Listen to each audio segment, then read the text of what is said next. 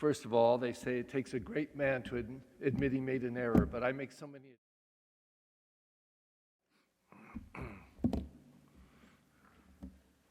First of all, they say it takes a great man to admit he made an error, but I make so many a day, it's not great at all, it's easy. It takes practice. This morning I wrote on the Facebook page about the scriptures, and the image that popped out at me and stuck in my brain was, if you throw enough stuff on the wall, something will stick. So I went and looked it up on Google and found out it was a reference to spaghetti. I didn't know that. And apparently, they used to throw spaghetti up on the ceiling, and if it stuck, they knew it was done. But applying it to ourselves, you know, if you throw enough ideas on the wall, something's going to stick and something will connect. And today's scriptures, to me, is throwing a whole bunch of spaghetti on the wall or the ceiling. We go back to Abraham, the father of faith, promises made to him. There's references to the Davidic line, and we traipse through that, and we come to the point where Jesus is brought into the world, but then there are problems. And we go to Matthew, there's marital issues coming up because why is she pregnant? And I had nothing to do with it, Joseph asks, and he's truly perplexed, and he's ready to dump Mary, just get rid of her. But to do it quietly because he was a good man. And then the dream happens, and he's led to accept her as his wife and move forward. Now that's a big acceptance because of a dream. I mean, how many of us would be so moved by a dream or like a thought that jumps into our mind and kind of solves all the issues? I mean, how many of us, if we were dating someone and she got pregnant and we knew we had never had any relations with her, would just go through with it and take a great love, a great man, it seems to me. But this is biblical, and these stories about dreams and God speaking through dreams and angels coming and revealing what should be done, what could be done, they're rampant all through the scriptures. But then we get this story from Luke. And Luke is the only one of the evangelists who tell a story about Jesus between his birth and when he begins public ministry, because that's the space that we know nothing about Jesus except this one story. And of course, one can always ask, did it happen? Did it happen exactly as it said? And it may be. It's a good story. But it may also be a story that is stating some important things for us to appreciate about Joseph and Mary and also about Jesus. It's curious that he's lost for 3 days, since we are looking forward to those 3 special days between Good Friday, Holy Saturday, and Easter. In fact, that's a phrase whenever you hear the 3 days, in 3 days, that it relates immediately to that Paschal mystery. But what is powerful about this, it seems to me, is that this teenage boy, Jesus, at 12, has a deep and profound sense of his connection to his Heavenly Father. This is extraordinary, you know. I realize these are different times, and probably maturity hit a kid at 10 in those days, I don't know. But look at your own teenage sons and grandsons and daughters. How confused. I mean, many people spend thousands and thousands and wreak up huge debts, go through college, and they still don't know what they want to do with their life. You ask them, you know, what do you want to be? What do you want to... I don't know. I haven't figured it out, you know. But Jesus at 12 is in that temple for 3 days, sitting among learned scholars of the law. And he is asking questions that penetrate so deeply that every teacher is amazed. This brilliant little boy, and he seems to know God in profound ways.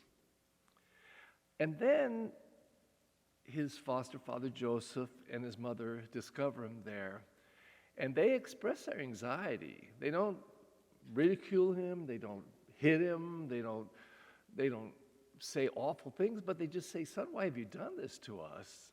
and they share their anxious feelings that they have had, their desperate feelings.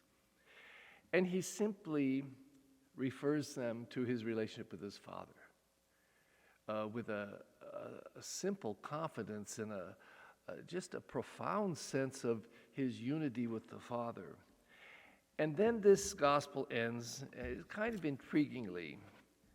They didn't understand, but they left, they took him home, and he was obedient to them and to his Father, his Heavenly Father. You know, it's a kind of a complex story, but it really is quite simple. And if we were to compare it to today, you know, and we wonder why the state of affairs for the world is so confusing. I don't know why she jumped into my head. Not Marilyn Monroe, but who was the Night of the Iguana? What's her name? Who is it? The actress, the Night of the Iguana. Come on, Richard Burton and Elizabeth Taylor. Thank you, Joseph. Thank you. That's because we're celebrating his feast day, so he can teach us this. I think she was married 9 times. And as a kid, I was stunned at that because I grew up in a good Catholic home and went to Catholic school and learned about all this stuff about divorce. And they were very rare. I had 2 aunts who were divorced in different families, on my mom's side and dad's side. And that was shocking. That was stunning. And then to hear, even as a kid, that she had 9 husbands. And I don't know if she had children. I don't remember that, and I don't know how many. But let's say she did. Let's just make one up in her first marriage. And 8 marriages later, this kid has now how many sets of parents and grandparents and foster grandparents? Minimal 18, would it be? 18? No, it'd be more than that. It would be 4 for each, or 2 extra for each husband. And you get it, a lot. And what would that kid go through? What would that kid go through? How do you relate to all of that? And maybe you say, that doesn't really have any connection because we're just talking about Joseph and Mary. But this story already is perplexing. This is his stepfather. It's not his blood father. And he has a relationship with a heavenly Father. And somehow, this Jesus is peaceful with it all. He's peaceful with his relationship to his parents on earth and his Father in heaven. And not only is he peaceful, in obedience, he walks his way that's going to take him to that point on the cross. And it's going to be salvific and redemptive and loving and teaching and lead us all to be able to open ourselves to that cross. Yesterday, someone came up to me, as they do on Sundays always, with an enormous amount of blessings of religious articles, and brought me this cross. And whenever somebody brings a cross to me to bless, I always try to make the connection to us and our relationship to that cross, because it isn't just this thing, this cross that's looking at Jesus on the cross, but what does that cross mean to us? And I liken it to the way that Jesus responds today, peacefully. Peacefully, he sees all of his connections and is able to relate to them, be obedient to them, walk through them, and offer them to us. So, on this feast of St. Joseph that was yesterday, but we celebrate today, Joseph, not a whole bunch is said about him. Very little is said in the Scriptures. I'll bet you there's not 50 words or 50 mentions in any way, anyway. And yet, what a role he had to be the foster father of Jesus. What a role he had to accept the disturbing and confusing marital issues before he even got married.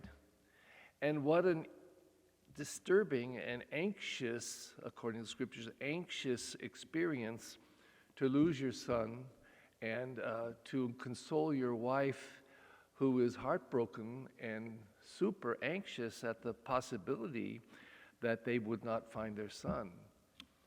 And who of us have experienced similar things, probably everybody, similar things, things that brought great pain and anxiety and frustration and fear.